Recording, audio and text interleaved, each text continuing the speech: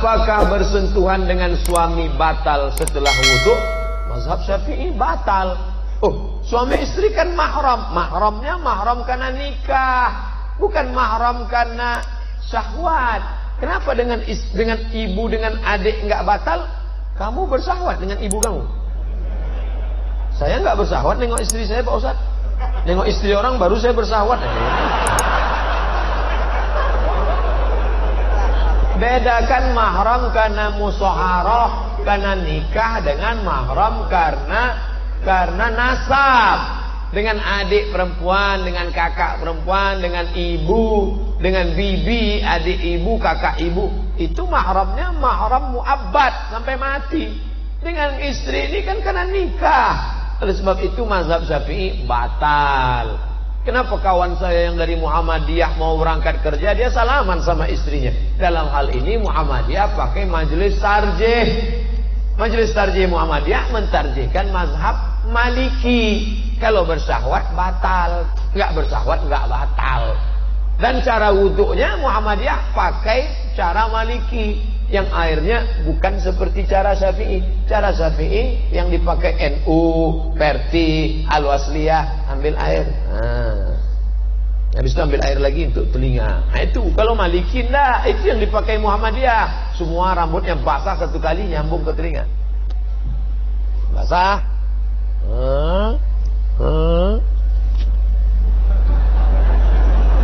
Satu kali. Cara wuduknya cara wuduk Maliki, batalnya juga cara batal Maliki. Itu yang dipakai Muhammadiyah.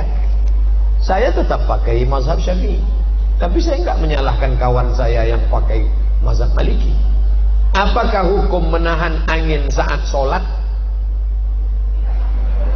Hukum nahan kentutnya itu makruh, sholatnya sah. Hukum nahannya itu makruh, sholatnya tetap sah. Tapi kalau antum sopnya di belakang, ya lepaskan aja.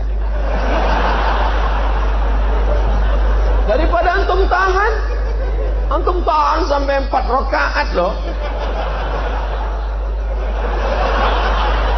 Orang salam, assalamualaikum warahmatullah. Assalamualaikum warahmatullah. Astagfirullah, astagfirullah. Ente enggak? Alhamdulillah.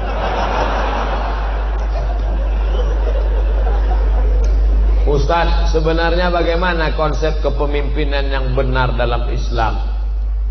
Islam enggak membahas masalah kepemimpinan. Siapa bilang? Dalam Islam ada namanya fikih sholat, zakat, puasa, fikih ibadah. Ada namanya masalah gadai, menggadai, pinjam, meminjam, jual beli, fikih muamalah.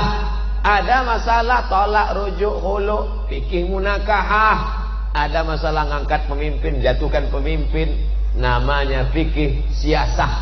Kalau Syekh Qardawi menyebutnya min fiqhid daulah. Kalau Ibnu Taimiyah menyebutnya as-siyasah asy-syar'iyyah. Kalau yang paling tua ditulis oleh Imam Al-Mawardi, meninggal tahun 450 Hijrah. Judul kitabnya Al-Ahkam As-Sultaniyah. Sudah diterjemahkan ke bahasa Indonesia. Judul aslinya Al-Ahkam As-Sultaniyah, hukum-hukum mengangkat pemimpin. Syaratnya 2. Innallaha ya'murukum an tu'addul amanat. Amanah. Wa idza hakamtum bainan nasi an tahkumu bil adl. Amanah, adil.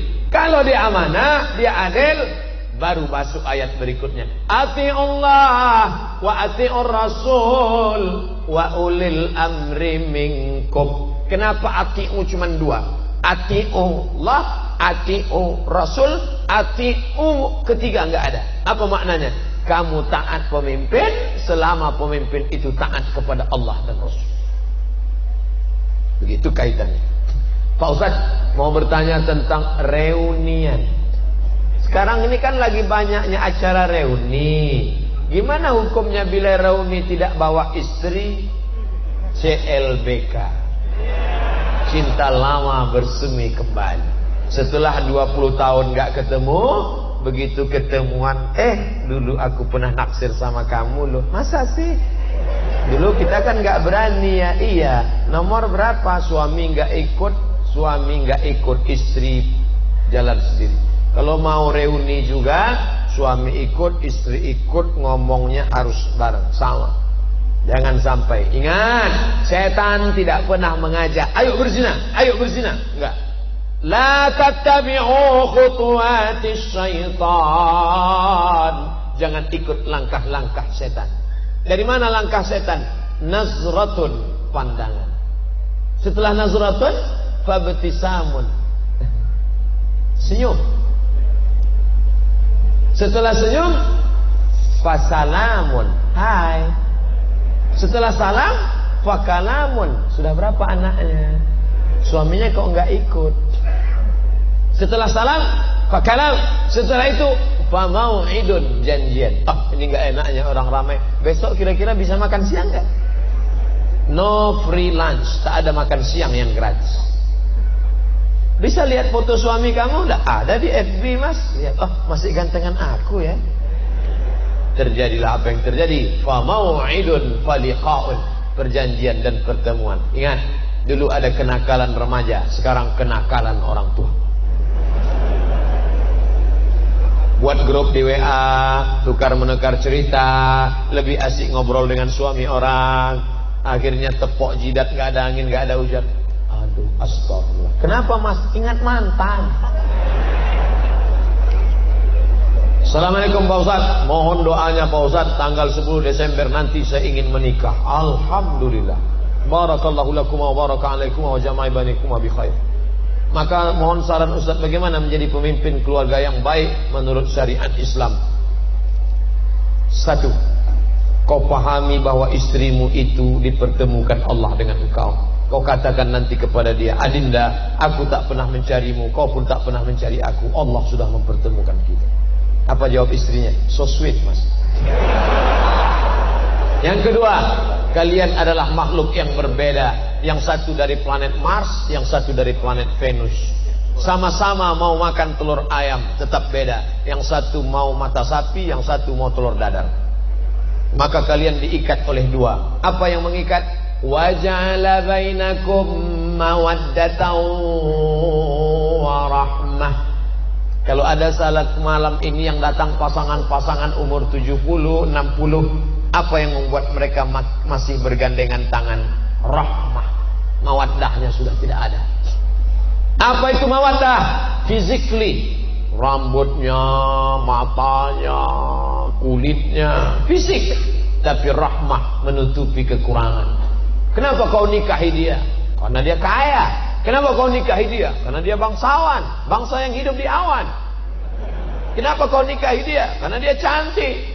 Tapi setelah menikah yang kau lihat hanya kekurangannya. Kurang tinggi, kurang putih, kurang kaya, kurang mancung, kurang. Hunna libasul lakum wa antum libasul lahun. Mereka jadi pakaian bagimu dan kau jadi pakaian mereka. Tutupi aib, cacat, kekurangan. Kenapa Ustaz Somad malam ini pede ceramah? Karena ada pakaian. Pakaiannya luar biasa, ittihad. Islam misalnya pakai sorban, pakai peci, maka pakaian. Jadilah kau pakaian. 4. Litaskunu ilaiha. Dia menenangkan hatimu, engkau menenangkan hatinya. Ingat bagaimana seorang sahabat ketika anaknya mati, meninggal dunia. Dia datang pulang ke rumah, Ummu Salamah memasakkan. Setelah itu dia berikan kepada suaminya. Setelah Abu Salamah kenyang makan, barulah Ummu Salamah cerita, Mas, ada yang mau ku sampaikan. Apa ceritanya Adinda? Anak kita mati. Biarkan dia makan, dia tenang. Ini belum apa-apa. Mas, kenapa mati lampu? Gimana dia mau tenang? Litaskunu ilaiha. Yang keempat, dia menjadi tanggung jawabmu dunia akhirat. Dulu kau sendiri saja usolli sunnatat tahajud, tapi sekarang kau sudah ada gerbong satu di belakang. Siapa dia? Istrimu. Maka nanti malam, hari ini akad nikah, nanti malam usolli sunnatat tahajud rak'ataini imaman. Makmumnya siapa? Istrimu. Kau ambil air, kau bangunkan dia untuk tahajud. Bangun. Ini kalau nikahnya udah 20 tahun. Tapi bagi yang baru nikah kemarin, wake up my honey, wake up my darling. dia bentang gelar sajadah di depan. Apa judul kita malam ini? Di bawah mihrab cinta. Allahu Akbar. Sampai salam nggak bunyi. Loh, Kanda, kenapa engkau tidak bersuara? Ada apa gerangan? Adinda, bersyukurlah pada Allah. Kebetulan kau dapat imam silent. Ya Allah, aku bersyukur kau sudah kirim seorang imam bagiku. Masalah dia bunyi nggak masalah. Ntar lama-lama bunyi juga. Yang kelima, dia menenangkan hatimu. Yang kelima, hasil dari pernikahan kalian yang berwudu, yang soleh, lahirlah anak-anak waladun salihun yang mendoakan sampai mati. Jadilah kau pemimpin rumah tangga. Nanti setelah menikah, ajak istrimu pengajian. Betapa indahnya kalau istri hobi ngaji, suami ngaji. Tapi kalau suami mau hobi ngaji, istri mau karaoke. Pak Ustadz, saya mau bertanya bagaimana cara mengatasi mereka yang matre. Nah, kan ini baru aja disebutlah muncul. Dek, ayo ngaji yuk. Enggak mau. Aku mau lu punya suami macam kamu, Mas. Pakai koko, pakai sarung, jadul. Ini matre. Gimana mengatasi istri yang matre, sering-sering bawa ziarah kubur? Kalau perlu 3 kali sehari, pagi ziarah, siang ziarah, malam ziarah. Biar ingat mati. Nada dering panggil dia tuh jangan sholatullah, salamullah, jangan lagi. Jangan lagu sholawat lagi apa? Dia ingat mati aja. Bagaimana cara mengatasi mertua yang matre? Oh, patut anaknya matre, mertuanya matre. Pak, Bapak, besok kita buat arisan keluarga ya Pak. Kita ada pengajian ya. Ya. Siapa ustadznya? Kita undang Ustadz Dery Sulaiman. Judulnya apa? Orang kaya mati. Ceritakan. Jangan kamu yang menasihati mertuamu. Jangan pulang dari sini, bapak mertua, ibu mertua duduk sini. Assalamualaikum warahmatullahi wabarakatuh. Kullu nafsin dha'iqatul maut. Semua yang bernyawa pasti akan mati. Gak masuk. Lidahnya lidah orang lain, tapi pesannya lewat mulut kamu. Ustadz Dery, ya, bisa datang ke tempat kami hari Ahad nanti. Kita buat tablik akbar pengajian, bukan cuma keluarga, ramai lingkungan. Oke, judulnya mati. Oke, insyaallah kita bahas. Insyaallah setelah buat pengajian nanti, dibantu dengan doa tahajud malam, orang mertua antum berhenti matre dan dia akan manggil antum sini. Rumah-rumah kos yang sana ambil untuk kamu. Tak ada gunanya. Kenapa begitu Pak? Aku sedang dililit utang sekarang.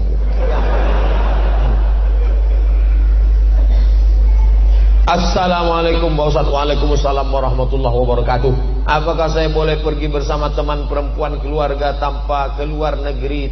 Apa boleh saya pergi bersama teman perempuan keluar negeri tanpa mahram? Tidak. La yakhluwanna rajulun ma'amra'atin illa ma'azi mahramin. Tidak boleh pergi kecuali dengan mahram. Tapi atas izin suami. Ya suamimu izin, dia tertekan. Mas, aku mau keluar negeri. Ini acara kantor. Izinnya? Nah, iya. Suaminya ikatan laki takut bini. Bolehkah perempuan bekerja? Kata Syekh Atiyah Saqar dalam Fatwa Al-Azhar, boleh. Syaratnya, yang pertama, izin suami. Yang kedua, tidak bercampur aduk laki-laki perempuan, tak ada khalwat. Yang keempat, tak meninggalkan kewajiban. Nih, berapa banyak perempuan sekarang lebih lama dengan laki orang daripada laki dia sendiri. Jam 7 berangkat dari rumah, 8, 9, 10, 11, 12 dengan laki orang. Makan siang dengan laki orang juga. Habis itu sekantor lagi, jam 1, jam 2, jam 3, jam 4 dengan laki orang. Pulang, sampai rumah masih dengan laki orang juga main WhatsApp. Dengan suaminya hanya setor wajah. Ketika mau berangkat ke kantor, wajahnya cuek. Mau ketemu lagi orang. Di rumahnya macam genderuwo.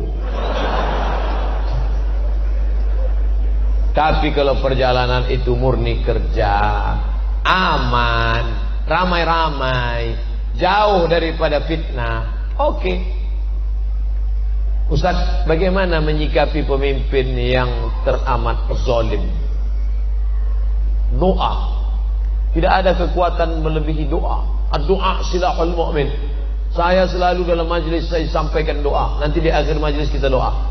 La tusallit alaina man la yakhafuka wa la yarhamuna.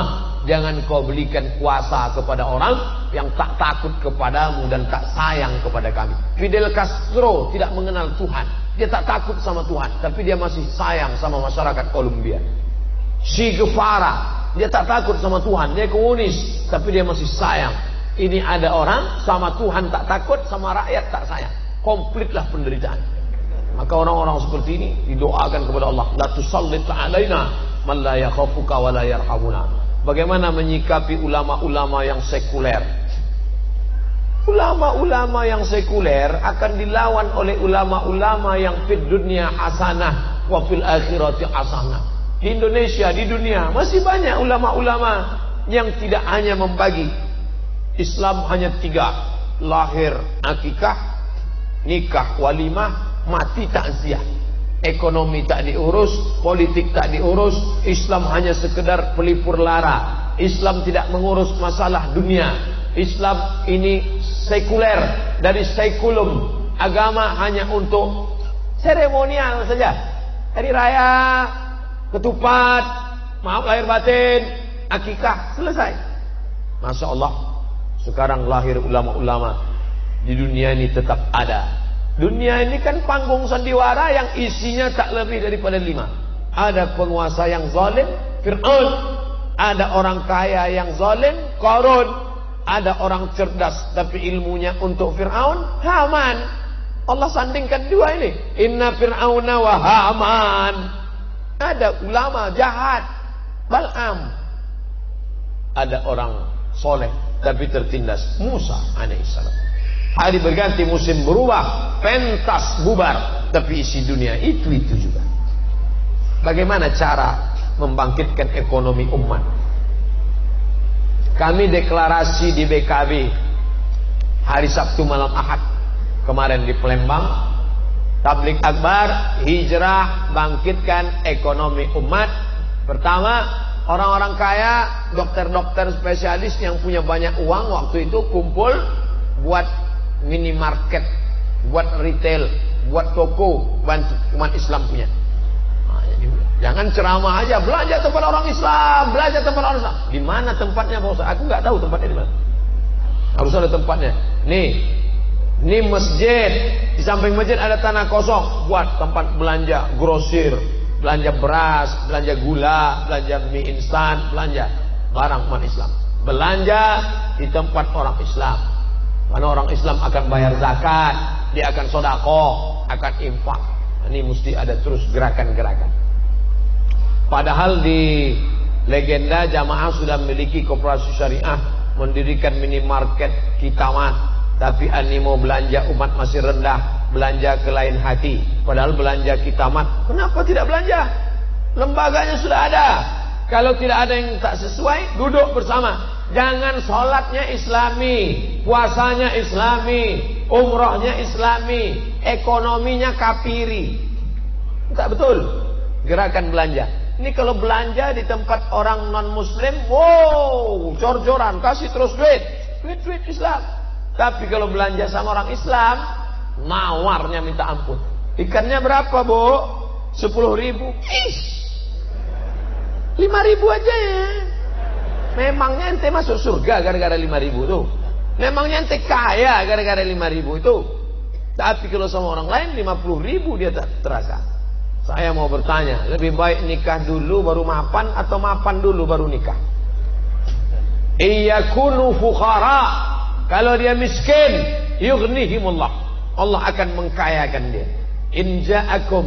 Kalau datang laki-laki ke rumah kamu, hai para bapak-bapak yang punya anak gadis. Kalau datang laki-laki kepada kamu, ingin meminang anakmu, adikmu, Tardawna dinahu, akhlaknya baik, agamanya baik, wa khuluquhu fazawwijuhu, nikahkan dia. Ingat, kalau mahar tinggi, zina murah. Mahar dibuat melambung, maka zina akan murah. Anak-anak muda, siapkan karton, turunkan harga mahar, turunkan harga mahar.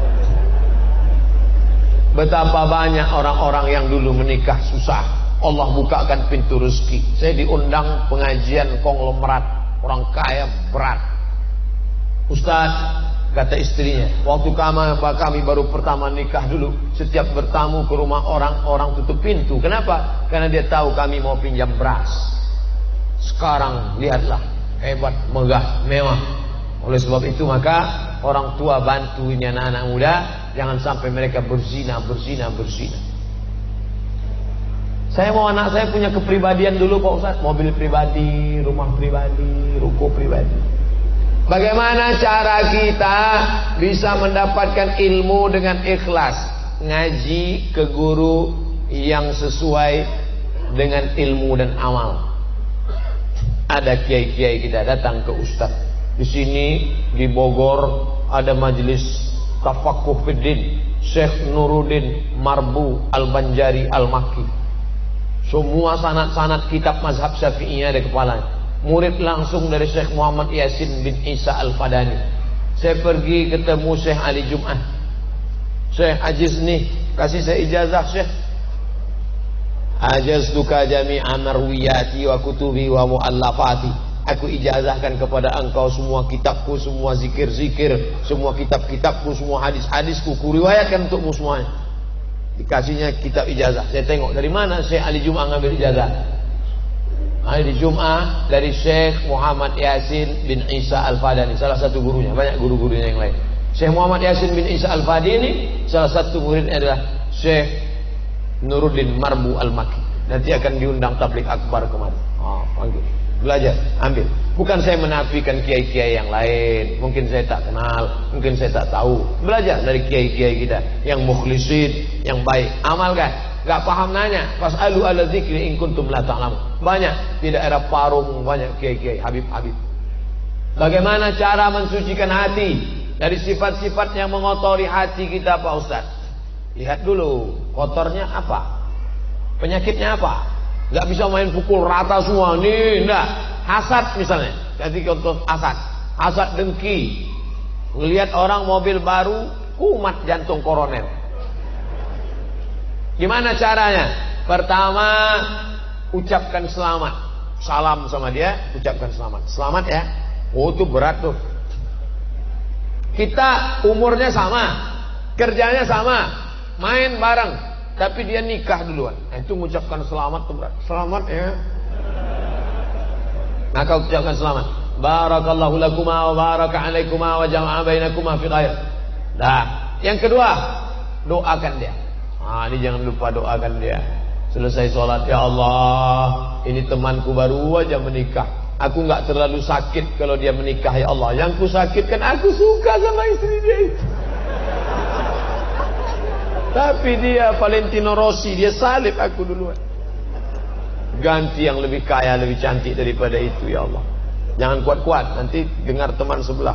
Oh, ente ada hati ya kan. Pertama, doakan dia langsung.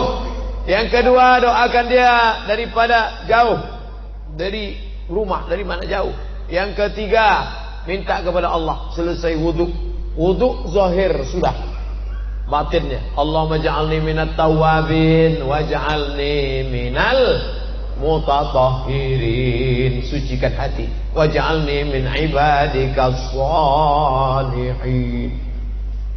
Bagaimana menyikapi seorang kakak yang nanti jadi teroris, mau ngebom? Dan saya sering kali dikatakan yang pakai baju syar'i itu suka ngebom. Menyikapi seorang kakak yang nanti melarang adiknya untuk datang ke majelis taklim dengan alasan nanti jadi teroris. Jangan ikut pengajian Ustadz Somad, itu Ustadz teroris. Jangan ikuti kajian Ustadz Dery Sulaiman, itu teroris. Jangan ikuti kajian Ustadz Kiai Haji Dr. Khalil Nafis, itu teroris. Kamu setan. Mana yang lebih bahaya mas? Setan apa teroris? Ini orang, dia salah persepsi.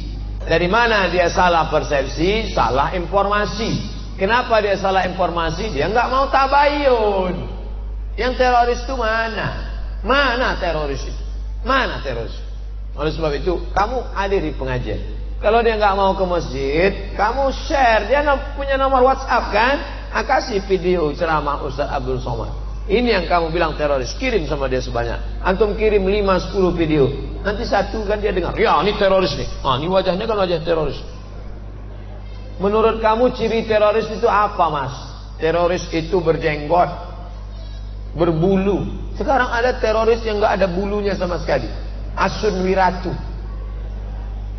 Teroris, the real teroris, Asun Wiratu. Yang ngomong siapa? Majalah Times Amerika. Jadi ternyata teroris ini harus didudukkan masalah.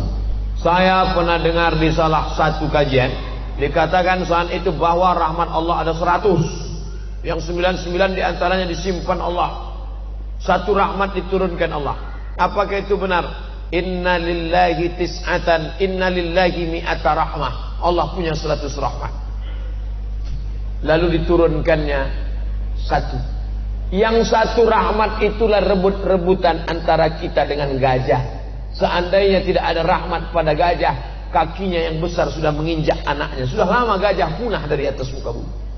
Seandainya rahmat tidak ada pada harimau, harimau bertaring yang lapar, melihat anaknya merah, sudah dia terkam anaknya. Sudah lama harimau punah. Tapi harimau punah bukan karena induknya, tapi karena orang yang tidak ada rahmat di hatinya. Dia kuliti itu harimau. Tidak ada sampai hari ini babi memakan anaknya. Walaupun babi itu brutal, haram. Tak ada. Kenapa? Ada rahmat di hati babi. Tapi ketika manusia tak ada rahmat dalam hatinya, anak kandungnya dia buang dalam kresek, dia masukkan ke botol. Dia campakkan ke sungai, dia campakkan. Tak ada rahmat dalam hatinya. Makanya hadis musalsalat bil awwaliyah. Semalam saya satu majelis dengan Habib Umar, saya salaman, Ustaz, hadis ni musalsalat bil awwaliyah. Setiap meriwayatkan hadis ke murid, pasti hadis ini yang diriwayatkan. Haddatsani syaikhi an syaikhi syaikhi an syaikhi muttasil bis sanadil muttasil ila sahabil jalil Abdullah bin Amr bin As anin Nabi sallallahu alaihi wasallam ar-rahimuna yarhamuhumur rahman irhamu man fil ardi yarhamukum man fis sama. Hanya yang punya kasih sayang di hatilah yang mendapatkan rahmat Allah. Kasih sayanglah kepada makhluk yang ada di bumi, maka malaikat-malaikat yang ada di langit akan sayang kepadamu. Orang yang tidak ada kasih sayang, man la yarham la yurham. Kita melihat pemabuk, pezina, pemerkosa, bukan marah, kita kasih sayang, kasihan sama dia. Ente, saya kasihan tengok ente masuk neraka jahanam. Aku mau selamatkan ente. Maka bawaannya bukan ponis. Nahnu du'an, la qudat. Kita ini dai, ngajak orang ke surga. Bukan hakim yang pakai padu neraka. Neraka. Kita ini dai, mengajak orang. Ud'u ila sabili rabbik. Ajak orang ke jalan Allah. Bil hikmah, dengan kata-kata santun. Wal mau'izatil hasanah, dengan suri tauladan yang baik. Ternyata tadi baru jilid 1. Andai dia perlu didebat, debat dia. Seperti Ustadz Ihsan Mokoginta, seperti Zakir Naik, debat dia. Billati ya ahsan, dengan cara yang santun. Bagaimana hukumnya menikahi keponakan dari jalur ayah? Saya laki-laki, adik saya laki-laki, adik saya perempuan. Adik saya laki-laki punya anak perempuan. Saya nikahi dia. Gak boleh, karena dia ponakan saya. Uriman alaikum ummahatukum, mak kamu. Wa banatukum, anak kamu. Wa akhawatukum, saudari kamu perempuan. Wa ammatukum, adik atau kakak ayah kamu. Wa akhawakhalatukum, adik atau kakak bibi dari ibu kamu. Wa banatul akhi. Ini gak boleh. Tak boleh kamu menikahi anak saudaramu. Wabanatul ukhti. Tak boleh kamu menikahi anak saudarimu. Itu ponakan kamu. Tak boleh kamu nikahi.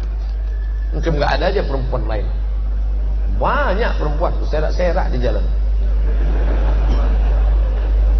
Pak Ustaz, bagaimana kalau saat tawaf batal wudhu karena bersentuhan dengan lawan jenis saat berdesakan?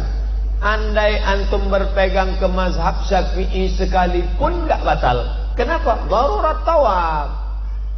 Dalam mazhab Syafi'i pun nanti kalau ada ustadz yang ngajarkan harus pindah mazhab Maliki supaya nggak batal. Nggak perlu pindah mazhab. Walaupun pindah mazhab itu khawatirnya nanti main-main mazhab ini jatuhnya tatap mu'rukhas. Tetap mazhab Syafi'i karena darurat tawaf tetap tidak membatalkan. Jaga, tutup pakai kain semua, kain ihramnya tutup semua, kaki tetap nginjak. Orang-orang India yang nggak pakai kaos kaki, darurat tawaf. Apa hukum jadi sales mobil yang makan uang dari keuntungan menawarkan mobil secara kredit kepada konsumen? Ada pekerjaan langsung, ada pekerjaan tak langsung. La'anallahu akilar riba, yang makan riba. Wa mukilahu, orang yang diberi makan atau yang mewakilkan transaksi. Wa katibahu, yang jadi pegawai penulis administrasinya. Wa syahidaihi, yang jadi dua saksinya. Kulluhum sawa. Yang ngajak-ngajak ke riba ikut jadi riba. Dia ngajak ke riba, ayo riba, ayo riba. Naha Rasulullah an thamanil kalbi, Rasul melarang jual beli anjing. Wa mahril baghi, hasil prostitusi, PSK. Wa ulwanil kahin, upah dukun. Dukun kena juga, termasuk majalah-majalah, koran-koran iklan dukun. Bentuknya macam ustaz casing, isinya dukun, penasehat spiritual, hantu.